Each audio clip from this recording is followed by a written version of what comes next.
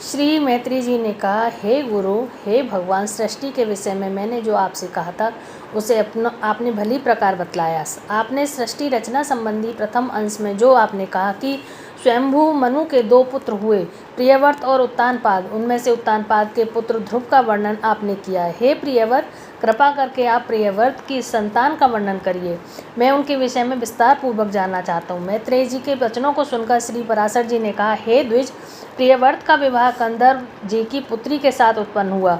उनसे सम्राट और कुक्षी नामक 2 पुत्रियां तथा 10 पुत्रों की उत्पत्ति हुई। प्रियव्रत के पुत्रों के नाम इस प्रकार हैं: अग्निध्र, अग्निबाहु, वपुष्मान, द्युतिमान, मेघा, मेघादिति, पुत्र सवन, भव्य और ज्योतिष्मान हैं। हे मैत्रेय जी, प्रियव्रत के 10 पुत्रों में मेधा, अग्निबाहु और पुत्र नामक 3 पुत्र योग परायण अपने पूर्व जन्म का हाल जानने वाले थे। वे सांसारिक सुखों से विरक्त, राजभोग और कर्मफल की इच्छा से रहित थे। अपने शेष 7 पुत्रों को राजा प्रियव्रत ने एक द्वीप का अधिपति बनाया। अग्निध्र को जम्बूद्वीप, मेघातिथि को प्लक्ष, वपुष्मान को सालमली, ज्योतिष्मान को कुशद्वीप, द्युतिमान को कौज्यद्वीप और भव्य को शाकद्वीप का आधिपत्य प्रदान किया और साथ में पुष्कर द्वीप का अधिपति सवन को बनाया। हे मैत्रेय जी, जम्बूद्वीप के अधिपति राजा अग्निध्र को नाभ, किंबपुरुष, हरिवर्ष, इल्लाव्रत, रम्य, कुरु, हिरण्यवान, भद्राश्व तथा सत्कर्मशील राजा के केतुमाल नामक 9 पुत्र उत्पन्न हुए। राजा अग्निध्र ने जम्बूद्वीप का विभाजन करके दक्षिण की ओर स्थित हिमवर्ष नाभि को दिया, किंबपुरुष को हेमकूट, हरिवर्ष को नैषधवर्ष और जिसके बीच मेरु पर्वत स्थित है उस इलाव्रत वर्ष उन्होंने इलाव्रत को प्रदान किया।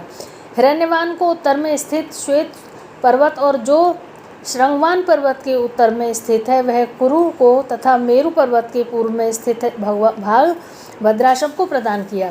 गंधमादन पर्वत का स्वामित्व केतुमान को प्रदान कर इस प्रकार राजा अग्निध्र ने जम्बूद्वीप का विभाजन किया।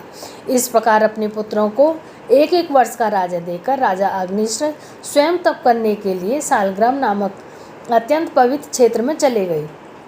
किंबपुरुष आदि वर्षों में युग परिवर्तन नहीं होता, वहाँ सभी सिद्धियाँ सदैव विराजती हैं तथा बिना प्रयास के सब प्रकार का सुख मिलता है। मृत्यु तथा वृद्धावस्था का भय नहीं रहता। हे मैत्रेय जी, हिमवर्ष के स्वामी महात्मा नाभि का पत्नी मेरु देवी के ऋषभ नामक पुत्र की उत्पत्ति हुई। तदुपरांत ऋषभ जी ने 100 पुत्र उत्पन्न हुए। उनके ज्येष्ठ पुत्र भरत थे। ऋषभ देव ने धर्म पूर्वक राज्य करते हुए अनेक यज्ञ किए। उसके बाद राजभार अपने पुत्र भरत को देकर स्वयं तप हेतु पुलहार